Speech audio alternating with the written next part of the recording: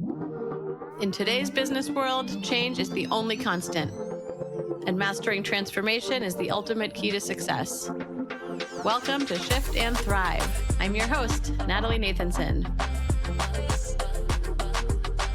Each week, we'll bring you conversations with CEOs who delve into how they successfully drove critical change in their organization.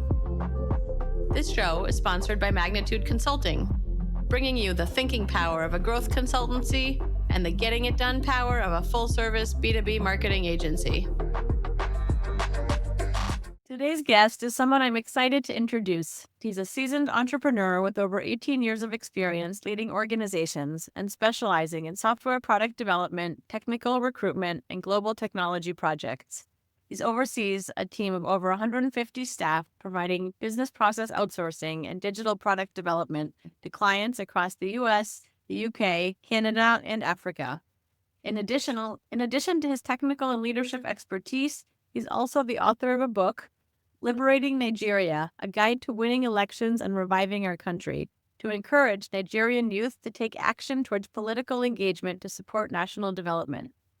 He is the CEO of DelonApps and DelonJobs. Debo Onifade, welcome to the show. Thank you very much. I'm so excited for us to catch up eventually after a couple of postponements.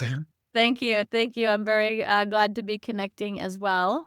And I'd love to start by unpacking a major change that you've navigated. And I know that, like for many of us, COVID was a disruptor for you, and that you had previously shared with me that from a business perspective, it was a bit of a blessing in disguise. So I wanted to ask if you could share that story with us, how you navigated it and what lessons you learned along the way.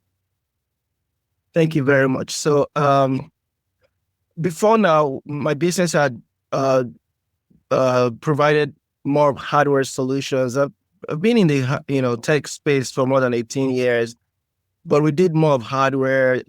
Occasionally, say a few services, software at some point, but it was mostly hardware. And one of our products was our major product was getting close to its end of life, and we were already preparing for new solutions. But COVID came, and some of the products hit end of life pretty quickly.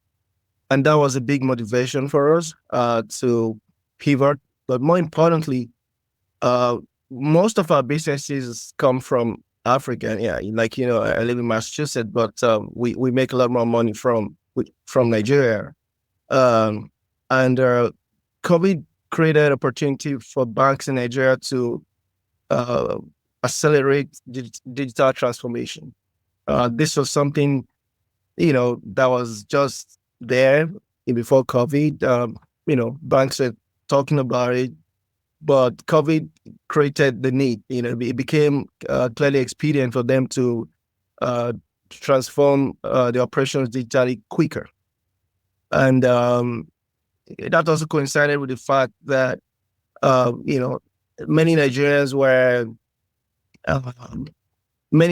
developers, many Nigerian engineers or experts were also, clamoring to leave the country, post-COVID especially. So the fact that the banks needed to drastically or quickly transform their operations digitally created a need for them to hire developers, outsource some of their software development processes. And we created a product which created to fill that gap quickly. I would say that we were lucky. We were already working on something like that before COVID. So we were timely. Our product development process was, kind of ready before the need arose. And we came in at a time that the banks were begging us actually to find them talents. I had never done a business like that where the large clients will be appealing to us to be quick with deliveries. So we were involved in hiring talents, training talents, engineering talents for large banks in Nigeria. We're involved in some product development processes. And the change was, the key question is, how did we manage that change from being a predominantly hardware company to, a service organization? the change for us had to do with retraining people, mindset, the people. It changed. The company had to also change in its sales strategy, in its customer facing strategies. I had to get used to a lot of Gen Z's, younger people.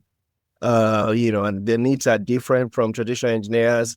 So the first service was hiring, getting involved in product development. But, here came another service need, which was to upskill the existing people because we're losing a lot of talents in the country.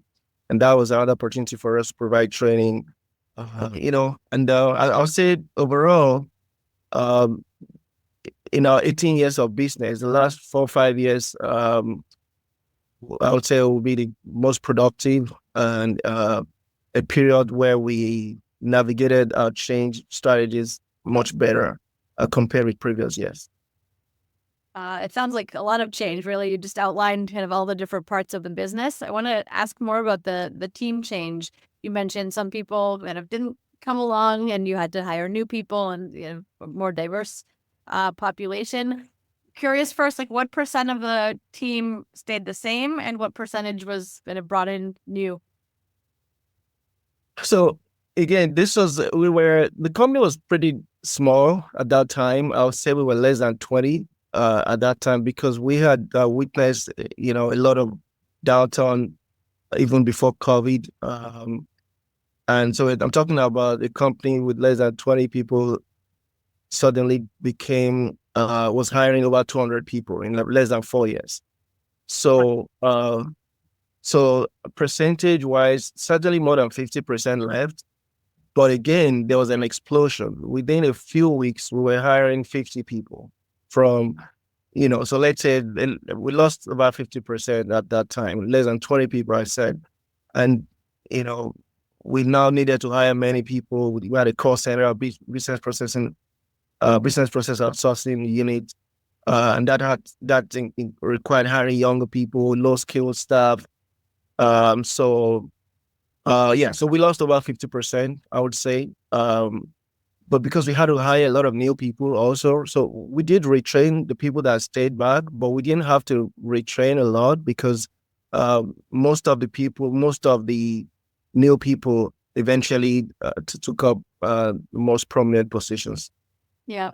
And I would imagine that just bringing on that sheer volume of people in a smaller organization could be, a bit chaotic or feel a bit crazy. How did you manage it? Like, what steps did you put in place as you were going through this? Were there certain roles you hired first to help lead the charge? How did you do this? So what I did first was to retrain the key.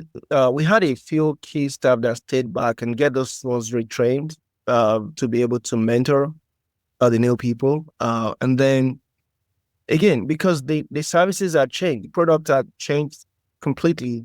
We had mostly engineers in the past, and we're now having to hire a lot of young, low skilled staff for the call center, and then a few high skilled staff to help in the hiring process for the software engineers. And I had to really roll my sleeves and get a lot of things done myself. Usually, once the product matures, I step back. I like to create new products. Frequently, I create new products virtually every year. But in this case, I had to become more hands-on for an extended period of time. And again, because it was COVID, I couldn't travel. I was stuck in the US.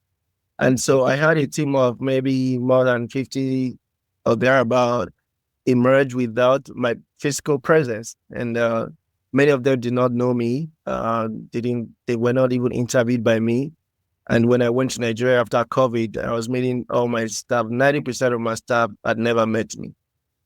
So, I think because we had, at that time, over 90% were new. So change for us was not difficult because many of them were new. In terms of changing people, it wasn't too much of a hassle. But in terms of changing the company culture, I think I just allowed them to be who they were. I wasn't, sometimes I can be nerdy. I had to really changed even my personality, because hiring younger people is different. Younger, non-engineers. So I had to, step back and allow the HR team to determine things as much as they could. I wasn't involved very much, even in the hiring process, deliberately. I wanted to give them a free hand to run the new show. So it's a completely different company from what we used to Wow. do. Yeah. That must be a good feeling to sit back now and see all those changes that took place, and even a lot of them without you, as you said, physically there. I know for myself and a lot of founders, it can be hard to let go, and especially in times of change. So I know some of it was the forcing function of you physically not being there. But sounds like that, imagine there's a certain level of kind of humility and trust that needs to happen to let that process unfold, and that has served you well, which is fantastic. And another area I wanted to ask you about was around the sales strategy. So now that you are a services firm, can you talk a little bit about what your sales strategy and approach looks like? So for us, usually, anytime we're creating a new product, one of the things we do well is to make sure that our unique selling proposition aligns with our perceived customer needs. Especially our targeted customers. The challenge we've had in the past had been sometimes we had launched too early. We failed in the past where we came into the market too early and we left. We gave up quickly. And in the next 1 year, we found out that people came with the same product and succeeded. So at this time, we were pretty, I don't want to say lucky, because I kind of emphasized it. I just didn't imagine the speed. COVID brought the speed. And so when we started before COVID, people told us the market was too small. We were targeting tech recruitment, tech outsourcing. People said, it's too small. Why don't you go to the big market, recruitment outsourcing? And we said, hey, we've always been a tech company for many years. And we think that that's our area of expertise. And it was important for us to focus on that, at least at the beginning. And we stayed on cost. We focused on that area, which was really a niche market, small, really. So that helped. The fact that we were focused was an effective sales strategy. All our messaging were focused on the fact that tech was our area of expertise. At that time, there were probably not many companies better than we were. We were quickly, we became top 3, or maybe now we're number 1, arguably. That it focused on that, because when the market is too small, many companies in Nigeria typically don't want to go into such tiny markets. So that helped. I think our focus helped. A second was the need suddenly arose. We were fortunate with that. I think it's because when the need emerged, or let me say the need has been there, but when the rapid need emerged because of COVID, because our messaging was clear, it was easy for the customers to trust us. They knew that there are many big recruitment companies, outsourcing companies in Nigeria, but there were not many that were focused in that area. So I think the focus was the most effective strategy. The other strategy that probably helped us, we were actually very quick. We were very aggressive. We would say we can hire for you 48 hours, and we meant it. Within 48 hours, we're sharing CVs.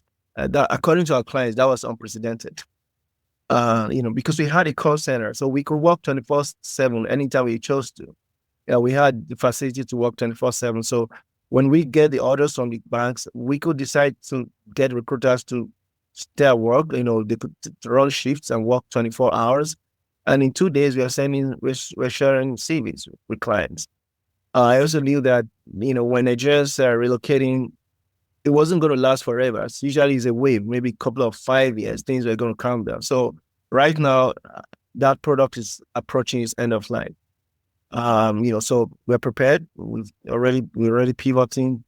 So I think those are the strategies that helped us. Yeah.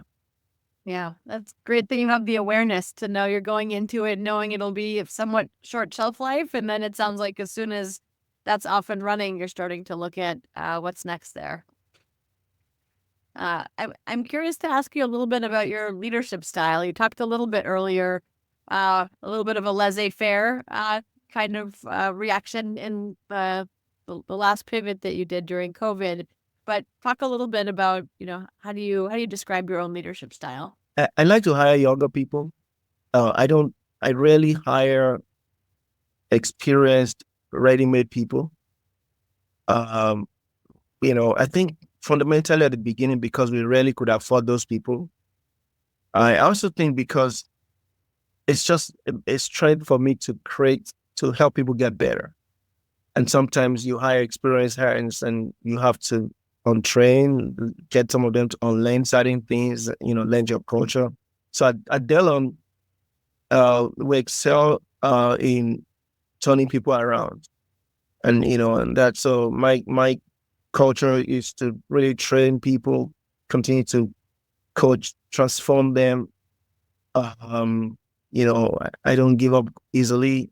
And if you're not doing what I bring in another person, continue to coach. I just help people get better. And we're very excited with some of them. They get better. They eventually go work with big companies. Usually people leave Delon to go join large companies because of the level of training and exposure. We're happy with, to hear good stories about our alumni, as we call them, you know, and uh, and many people. I have an ex-staff who works with IBM right now in the US. Large corporations like that. Because we try to hire smart people too, but smart at the young age. Early, very early parts of their careers, and they have beautiful stories to share. Yeah, for sure. And I'm sure that leaves quite a legacy with them. It sounds like, you said you've pivoted a lot. You're always working on kind of new product development. You sound like a bit of a risk taker, but I'd love to hear, like, do you consider yourself a risk taker when it comes to your businesses? And are there any changes that you've had to navigate that you were fearful of, that you really had to like push through to make the decision? Yes, I'm a risk taker, but again, I'm measured. Especially when it comes to the investments, I'm careful. I don't push too hard in terms of the budget. But I operate in a very competitive market. The Lagos market is like, think of Lagos as the New York of Africa. Um, that's the most competitive market in Africa. Um, so you can't survive, especially in the tech space, if you're not very creative. You can't. It's not possible. Um, Companies die every day. It's just very competitive. And if you create a product today and you're excelling, somebody's going to outcompete you in the next 6 months or 1 year. We still win sometimes, because we understand the market very well. Also, we're able to localize our solution to meet the needs. That's also a strategy that works for us, And so if you see the kind of banks, the size of banks that we work with, it's also something that encourages some of these international conglomerates to reach out to us. So I do take risks, but I'm measured. Um, and we try to focus a lot on the niche markets. We try not to fish in the big ocean. We fish within small areas. Yeah. I mean, it can make a huge difference. I mean, even for my own business, right? We work in the business to business kind of marketing landscape and heavily focused on tech. But early on, I placed some bets on where to focus within that, with the cybersecurity as an industry as one vertical, IT services as another. And my experience is similar, where the deeper you go, the better you understand the customers, then you can hire people that have that expertise. And it sounds like in your case, provide, that kind of training. And that's similar to advice that we give our own clients, is especially when you have a solution that can be applied horizontally across verticals, figure out kind of where you really want to plant your flag, so to speak, and then all of your go-to-market efforts, other kind of business decisions and investments rally around that, and you can get a lot more leverage that way. I'm curious to ask you, outside of the business, is there anything you're involved in or passionate about these days outside of the business that you could talk to? So I coach soccer. That's my hobby. And currently I coach with New England Revolution. So I coach kids. So the New England Revolution has this program where they send coaches to different cities. So we help these cities, coach little kids, U6, U8, U12, U14. So I do that not frequently. I think maybe 10 weeks during the spring, 10 weeks during the fall, right? Maybe 2 hours a week. No, maybe 3 hours a week. So it's something I enjoy doing. I've coached in the past in Malden, Medford area. When we lived up north, we live in southern Massachusetts now. I used to run soccer commentaries on TV when I was younger. Oh, Did wow. in That's very Nigeria and cool. in London. I love soccer growing. I'm not. I still watch soccer. I'm much more relaxed than I used to be growing up, but I did a lot of soccer. Um, what else? I'm I curious, think do that you have a favorite age to coach? hmm, I don't think I do. I'm fine with. I have enjoyed coaching. Um, in recent years, I've coached younger boys and girls. But in the past, I've coached older boys. Maybe I enjoy that more because I'm able to.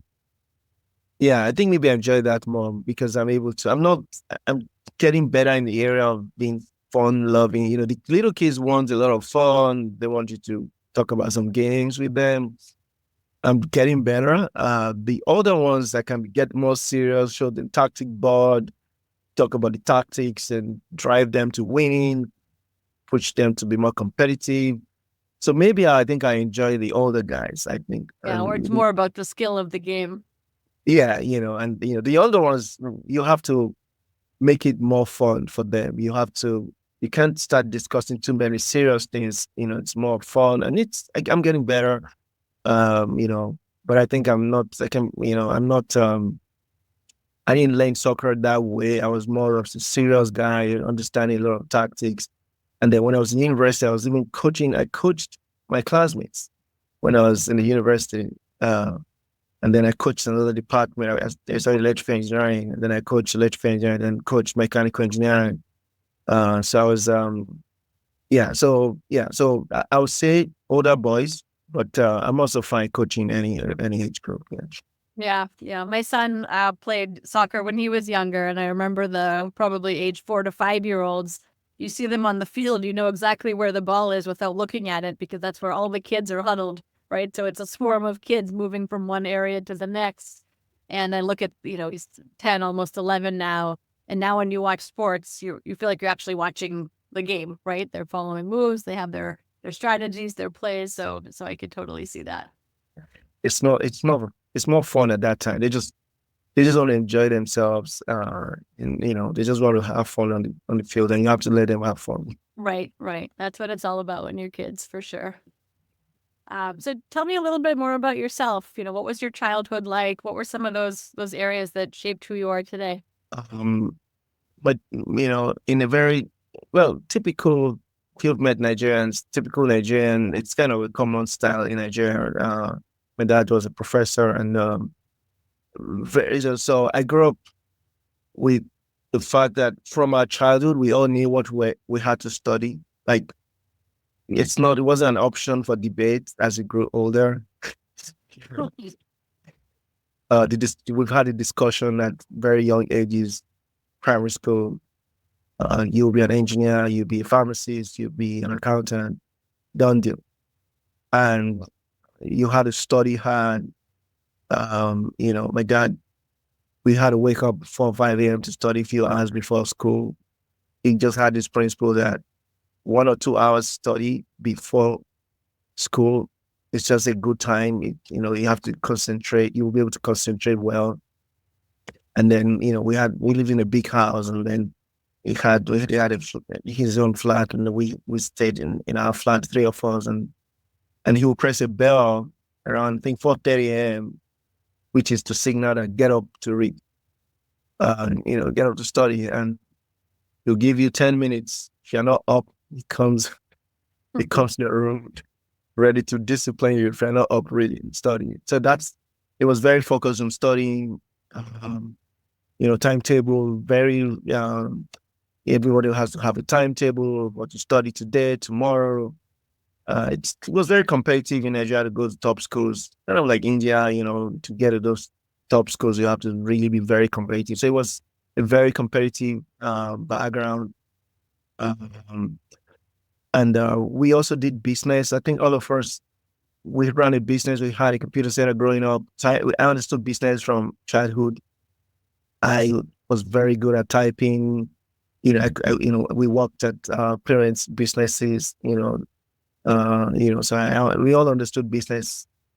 Growing up, and even though we had to study the courses, that were discussed, we also learned business, and I think that made us realize that at some point, you still have to do some business, whether you continue to and your 9 to 5 or not. You still have to have a side hustle, a business on the side for retirement, even if you don't want to do it full time. And they did that. He and my mom, they had businesses on the side by the time they were ready for them upon retirement. So and then so it was a very strict background. We rarely watched movies. And then we Christians in church and do your book in church, and then I'd go to the parents' business, attend to some business stuff. It was very, but we enjoyed it. We all loved it. Actually, we really enjoyed it. It was fun to us. So later, we found out that people had other things that were fun, but for us, it was fun. Also we went to church a lot, but more of the kids. So I think that has shaped our. But all of us, we have two sisters. One lives in Australia, one is in England, so we're scattered around, and we all are doing one business or the other. And I think it's because of that idea, that we need to do something business. I started full-time business pretty early. Like I started business very much earlier than the rest. So I'd say that's and then I've been here I've been in the US for more than 14 years now, going to 15 years now.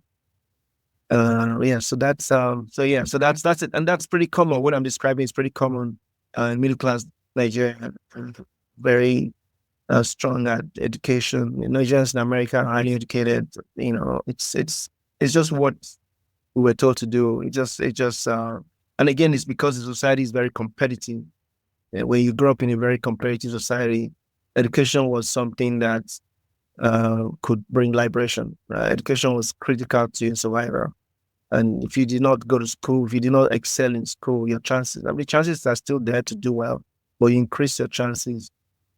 The better you do in your education, the higher your chances. Yeah, that sounds like it has served you well. And I'm curious, what was that first? You said you got into business early. What was the first business you started or were involved in? Yeah, it was a power business. I started. So I worked briefly in the ATM. This was an emerging industry in Nigeria at that time, where the banks were just beginning to deploy cash machines. And I worked in a company then that was formed by some banks and Accenture. It was a pioneering company. And I began to see a challenge in the industry, which was more the machines were breaking down because of bad power. My background is electrical engineering. And so I was going to come for my master's in the US, but I wanted to get something started before I traveled. So I resigned pretty early. And my boss was surprised because he thought I didn't have he always felt I didn't have the required soft skills. He felt I was too technical. I was too tech-minded, engineering-minded, too. And, but I had a mentor who was, I would say, I'll credit him for helping me to transition from an engineer to a business person. I'd always felt that it would take me many years down the line before I ventured into real business. Maybe traveling to the US, coming back to Nigeria, and then I'll run a business. But he made me understand I wasn't too young. He kept telling me that the business is all about solving problems, and it's not about money. It's not about how much you've saved. It's not about who you know. If there's a problem you can solve, that's what business is all about, and that was a big lesson for me. I love the lesson you mentioned that you got from your mentor around, right? It's all about solving problems. I'm curious, what advice would you give yourself? So knowing everything you know now in all of your years in entrepreneurship, if you had kind of met yourself in your first endeavor, what advice would you have given yourself? I think a couple of things. First is I was not sociable, and I'm better now, still not the best. I think I could be very nerdy, and I think that was not a good attribute of a CEO. As I needed to be more sociable. I think I'll tell my old self to be more sociable. I think I was also not very patient. It has its good and bad sides. Sometimes it helps me to be very iterative, and helps us in business. But of course, sometimes, if you're not patient with people, you can make mistakes. So, while it was my strength to be able to pivot quickly, adapt to changes quickly, I think was also not a strength. I think it would have been better if I was more patient. I think the last was, I think I was also very self-reliant. Maybe maybe I was also not fortunate with to have helpers along the line. So I try to solve a lot of problems a lot by myself. I think that some people have been fortunate to have a partner excellent in tech solutions development and somebody else excellent in sales. I don't think I tried, but I don't think I succeeded in getting many good partners early in business. And when I say partner, it could mean staff, partner, whatever. But I think so it drove me to fix a lot of things by myself. It was very hardworking, but I think that maybe if I was more sociable, I probably would have met more people, other types of people, I would say. Right. Well, it sounds like you learned all of those lessons along the way and have implemented those in your more recent ventures. Thank you, Debo. I really enjoyed this conversation. Thank you so much. And thank you too to everybody that's listening. I know I loved hearing about how Debo stays one step ahead of his market, how his background has shaped him. And so if today has given you or listeners any valuable insights, please share this episode with someone. Spreading this kind of knowledge and information helps us all grow as leaders and helps us drive successful change in our organizations. So thanks again, Debo. And this has been another fantastic conversation on Shift and Thrive. See you all next time. That's a wrap for this week's episode. For show notes and more, visit shiftandthrivepodcast.com. A special thank you to our sponsor, Magnitude Consulting, bringing you the thinking power of a growth consultancy and the getting it done power of a full-service marketing agency to help B2B companies fuel their growth. For more information on Magnitude and to get your complimentary transformation readiness assessment, visit magnitudeconsulting.com/getready. Thank you so much for listening. We'll see you next week.